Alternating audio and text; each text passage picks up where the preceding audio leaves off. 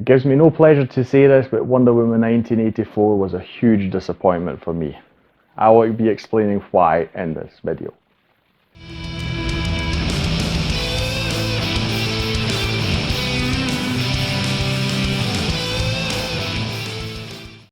Hi, my name's Drew and welcome to another review video on Flying Wiener. This is about Wonder Woman 1984. I gained access to the film at the same weekend where I gained access to Justice League. That's why I've still got the same t-shirt on, doing both together. So I watched both the same weekend, as I said. And the thing is, it was at the same time the best and the worst DC weekend in that sense. Justice League, really incredible experience, had me giddy all throughout. If you're interested in my detailed and very lengthy thoughts, you can click a link up here to see that. And then you have Wonder Woman 1984, which was a sequel I was very, very much looking forward to. And it, for me, was a very big letdown, I am sorry to say. If you want the short, spoiler-free version, I feel the script is very strange. It lets us down as the viewer, and it really has a lot of things in it where you have events happening to characters that just happen without any justification or explanation of how it came to be, how did we get there, why do we know this. A lot of these things go on, and just basically the film, for its long runtime of nearly 2.5 hours, there's actually not that much that happens in it. On top of everything else, the 80s theme to me did not make a difference. I don't see why this film needed to be set in the 80s. Apart from that, you have solid acting from the involved people, the star cast I'll call it. That is not any criticism for me. The direction was fine, there was nothing really stand out to me. The music, I'm a big Hans Zimmer fan, as you know. Insofar, I'm a bit disappointed that, again, there was nothing that was so much a standout moment, but generally fine. So the majority of it was fine, just a very, very weak script. The CGI itself does not hold up all the time. It makes some scenes seem really, really weird and laughable, actually. And there's not much action here either for a superhero film that would make you expect that it would have a lot of action. So, moving on from that, as you know, I've been wanting to see this film for a long, long time. I've mentioned it in past videos. I knew there were a lot of negative reactions, or at the very best mixed reactions to this film. I did not see any details. I was disappointed by that. I loved the first film, and I loved, as you know, for instance, Wonder Woman's appearance in Batman v Superman. I enjoyed her very much in Justice League and the Snyder Cut, so both versions of the Justice League, so I was very hyped for this film. I assumed that, as it is usual, like for Batman v Superman for instance, or Suicide Squad, that my opinion would just be different from most of the moviegoers, and I'd like the film anyway. To my disappointment, I had to see very, very quickly within the first half hour of this film that it was not shaping up to be the sequel that I had hoped it would be.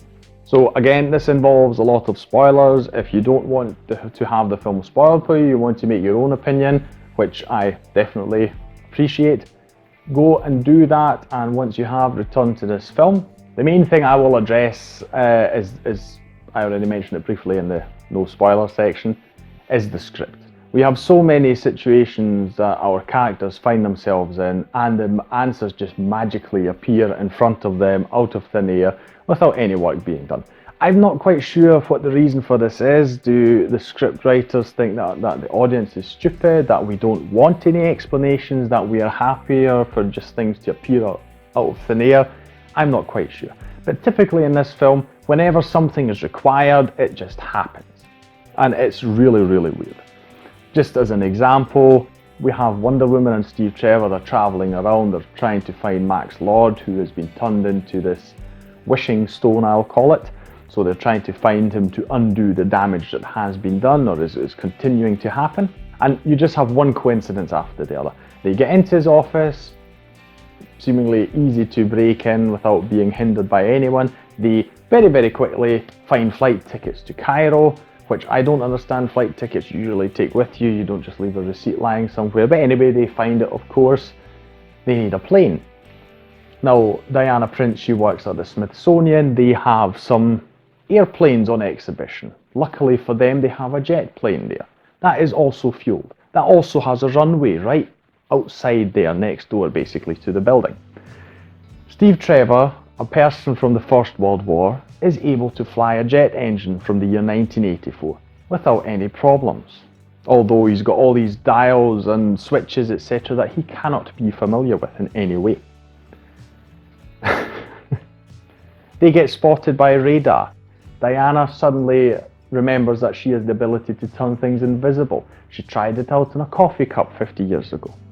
Because if you can turn things invisible, your first reaction is to say, oh, I've turned this coffee cup invisible, I think I'll just forget about it for the next 50 years, because how on earth could that be a useful ability? Despite my research showing that that probably would not help the matter, that they would still be spottable, and they also fly through fireworks and stuff like that, which is really stupid. Anyway, they get to Cairo, seemingly don't need to tank the jet at all. It's got a full tank and that seemingly gets them there, which I find very doubtful as well. When they're there in Egypt, they're driving along in a taxi, and lo and behold, Maxwell Lord just drives past them on this very same street that they're on. When they return, they need someone to clarify what the hell is going on, and out of the blue, I think it's a flyer where he's discovered on, this guy pops up, like in many films, a guy in a dark alley, come and meet me there, and he has this ancient book with literature that explains exactly what's going on. They randomly find this guy. And on and on and on. These things keep happening all the time. Next bad thing in the film is Steve Trevor. It's something I really need to address. So in case you're not aware, what happens is they find this wishing stone without knowing what it's actually capable of. They, by they I mean Wonder Woman and a colleague she works with, Barbara, who turns into Cheetah later on in the film. They think it's just a trinket, there's nothing special about it. Anyway, Diana in her head, she wishes for Steve Trevor to come back because she's been mourning him for the past 70 years. Which in and of itself is something I don't get. While it was a great ending to the first film, very dramatic, it made sense there, I don't feel it's very realistic that this woman, who's a couple of thousand years old, is mourning this guy who she knew for a couple of weeks, a month or something. Yes, fine, he was the first man she met, but still, I think it feels over the top, and in the 70 years she's done nothing but mourn him. It sounds like a very, very dreadful, dreary, depressing existence to have, and life to have, over 7 decades. I mean, surely she would have met someone who delighted her again and made her feel similar way. Anyway, so that's the one thing. She wishes for him to return, and he does so, but he's in the body of someone else. Now, it's never explained what actually happened to the other guy, whether he is just sort of, his mind is pushed into the subconscious of the body, or whether he's in a coma, or what have you. As far as we know, the audience, he might not be in the body at all anymore. Maybe Steve Trevor just pushed him out and his soul, whatever you want to call it, is dead. This is only addressed minimally in the film. So he's got the appearance of someone else, convinces Diana that it is him. And just to make it easier for us, the audience, they actually put Chris Pine's face on him. So they put Chris Pine there so that we can easily tell, okay, we're actually looking at Steve Trevor. But it's still the same guy, and they actually show this in the film. So this causes all sorts of questions, because basically they run off, they live in his apartment, they eat his food, it's heavily implied that they have sexual intercourse with each other, and it makes you think that they are doing this with this guy's body who has not been asked for his consent. Now, this could be reading a lot into it, but I do strongly feel that if it were the other way around, and this were a woman, people would be really, really outraged by this. And rightfully so, because I feel either way, it doesn't matter if it's a man or a woman, nowadays is quite an issue. The film is an 80s film, and that is exactly what it feels like, how it was written and conceived of. So 80s, very body swap, things happen, and it's very funny. We've moved on quite a lot in the few decades, and to think that the same issues, the same themes work in a film today, it's a bit weird. This guy's body, all sorts of things are done with it. He's thrown into dangerous situations where he could be injured, killed. He, like I say, he's definitely doing things without his consent. And it's not an issue for anyone. Steve Trevor brings it up at regular points in the film, saying he doesn't feel comfortable, but Wonder Woman herself who is a very compassionate person, to my knowledge. I've only read a few of her comics, but still that's the impression I get of her. She just does not care about this person, this random person who this is being forced upon. Gets even worse towards the end, where in the final scenes she actually randomly meets this guy on the street who obviously has no recollection of what happened in the meantime. So it's even worse. It's like his brain's been wiped and he's just been put back in place, and he doesn't know what's actually been done with his body in the meantime. And they have this sort of half-wee flirting exchange, and it's really creepy when you think about she's seen him naked and she's probably had sex with him, and yet she's just so jocular with this person who does not know what she has actually done with him and his body in the meantime. It's just so strange to put in there. Why did they feel it necessary? I think it would have been better to just have Trevor just appear out of nowhere. I get that they wanted to get to the part in the film where they need to sacrifice it and everything, but they could have still had that without having the body swap thing, because let's be honest, the thing that really drove them to do it was so that they could win and defeat the villain, and it wasn't about giving this man his life back that was just taken from him forcefully. So, very weird choice there. Generally, this is an 80s film. It takes place in the 80s. Why this decision was made, I do not know. Like I say, I believe it's because the typical themes that are in this film seem very 80s. So you've got this wish fulfillment that makes you think of films like Big or so. So you've got this wishing stone and everyone just wishes whatever they want to have and their wishes are granted, etc. And then you've got the typical thing of there are consequences. Also, you can't have something without giving something, and that is the main theme of this, which is generally an interesting thing. It's just the way it just escalates. It just is completely insane, really. You have the 80s visually there. They didn't really do much for me. I mean, yes, you've got very many 80s things there, clothes, etc. But why that needed to be, I don't know. The body swap thing, like I say, very, very strange. Yes, very 80s, but at the same time, I did not like it. I did not appreciate it. Another thing I need to touch upon is the CGI, which I feel was done very badly. When you think this film was supposed to come out in November 2019, and it was another year until it was finally released, and why the effects weren't polished in this time, I do not understand. We've got basically 4 main scenes, I'll call it, where Wonder Woman is actually engaged in some sort of fight, in some sort of battle. And it's not until the 3rd one that you've got an actually good, well choreographed fight that is actually likeable and has good CGI in it, which is really disappointing. The 2nd one in particular, you're in the desert, there's a group of trucks there that are driving Maxwell Lord away, and Wonder Woman and Steve Trevor are giving them the chase. And there's this one particular bit where Wonder Woman gets out of the taxi and starts running on the street. And honestly, the way, when you see it in the camera, it just looks like her body is stiff and she's just sort of gliding across the street. Or there's another scene where she's running on the street and her head is actually not even bobbing up and down, so she's running while just staying level. And it just looks so strange and it looks so unreal. Just generally bad things with CGI. You can see the green screens really. I mean, you can tell, I mean by that, you can't actually see green, but you can just tell that the background doesn't look real. And just so many things are done so badly. Like that same desert scene, she swings on the lasso of truth and her 2 kids on the street and she tries to save them and she swoops down and grabs them to swing out of harm's way. And she does it by extending her arm, and if you look closely, she actually catches the kids on the neck, and she's got quite some speed, of course, so I thought in that case she would probably snap their necks because she's coming down like this, hits them here, they're both dead, and then she loses her grasp of the lasso and they roll about on the floor, and latest by then she'd probably really crush them or something. It's so weird how that happened. One other main thing I want to talk about is the characterization of Diana Prince, the main villain, Barbara, Cheetah, and men, women in general. We'll start with the general things because this film's taken the opportunity to really point out atrocious male behaviour, which I absolutely believe was a thing in the 80s still. I don't claim that catcalling isn't something that exists. It still exists nowadays, I'm sure. And this film, I'll be perfectly honest, made me feel really bad for women who have to go through that, because it is just a horrible experience. But at the same time, this film makes out to be that every man was or is like that, which I feel is just a bit over the top, really. You've only got two good guys. One is Steve Trevor, and the other one is the guy whose body inhabits when we have a short talk with him at the end of the film, and that's pretty much it. Everyone else, every other man in this film is just, generally speaking, horrible to women, which again, like I say, is, in my opinion, over the top, really.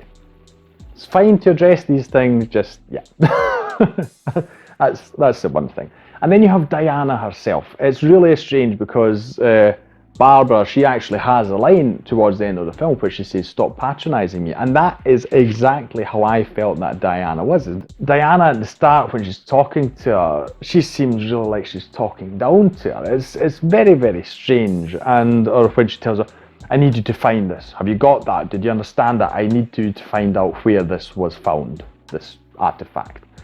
And it's like, they're actually colleagues, so why is she talking to her in this way? It's really strange. There was no animosity between them, yet she's given her sort of these brief instructions in a very sort of nearly harsh manner. And it felt so weird because, again, Wonder Woman, very compassionate character, so why is she like this? And I felt that she was patronising even before the character actually said this to her in the film.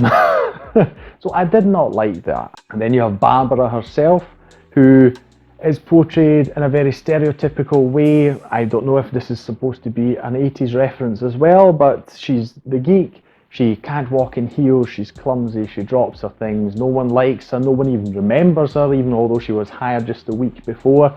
And that is basically her character. She's completely one-dimensional. She meets Diana, they go for lunch together, and within 2 hours she believes to know everything about Diana so much that if she had a wish, and that's what actually happens in the film, she wishes to be her.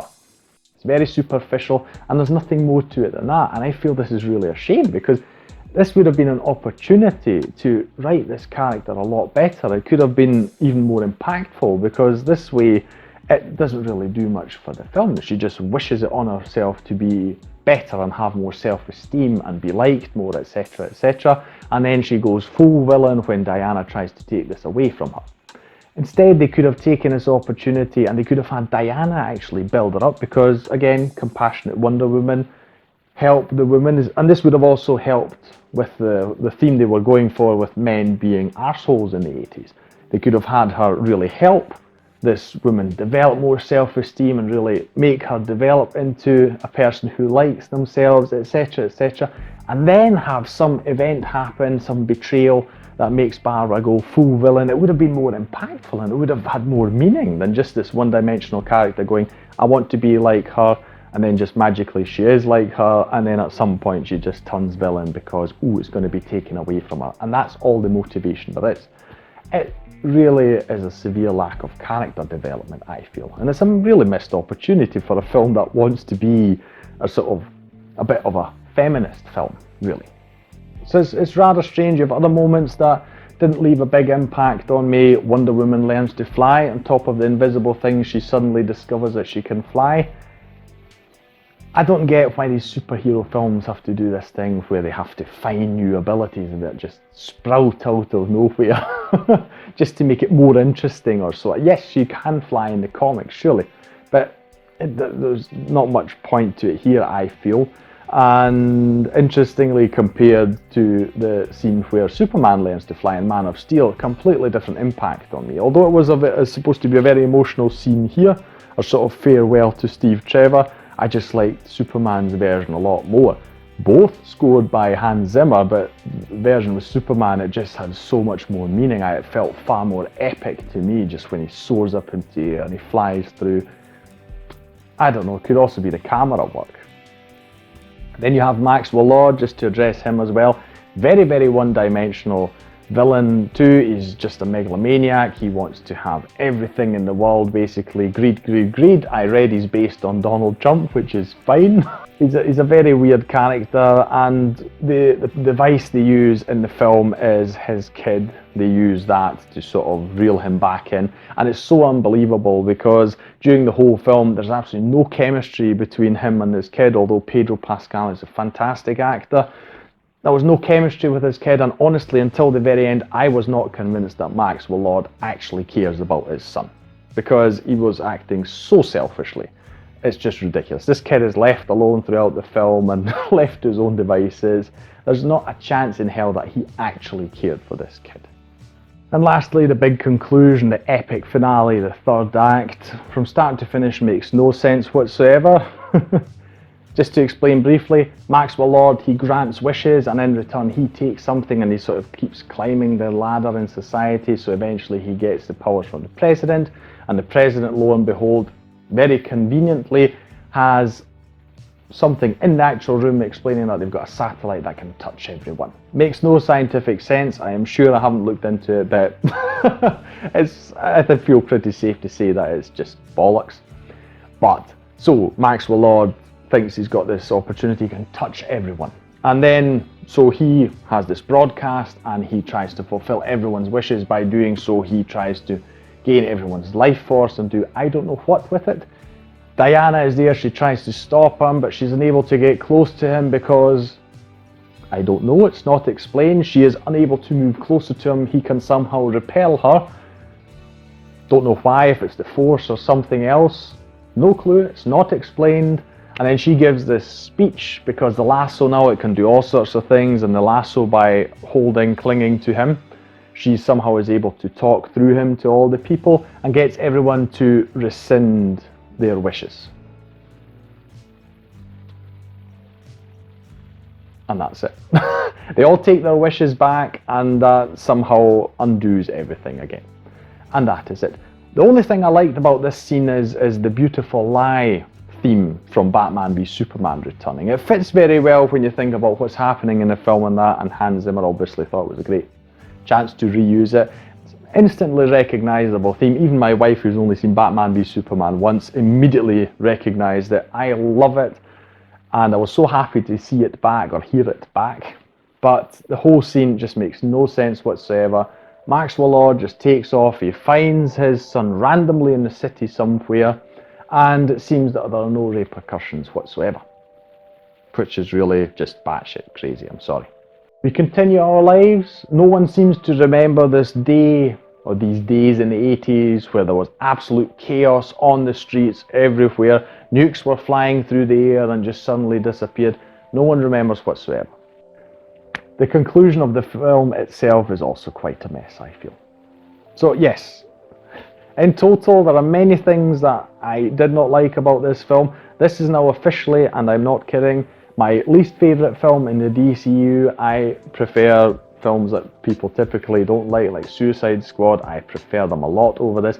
I even prefer the theatrical version of Justice League over this film. It is, to me, the worst film in the DCEU. So I am strongly hoping that the next Wonder Woman film, which is going to have the same people making it again, so Patty Jenkins will again be at the helm, I do sincerely hope that they can return to what they had and did with the first film, because that and this are, in my opinion, not comparable at all. Well, thank you for watching this review on Flying Wiener. Leave a like if you enjoyed it, subscribe to the channel for more videos, and I will see you in the next one. Take care.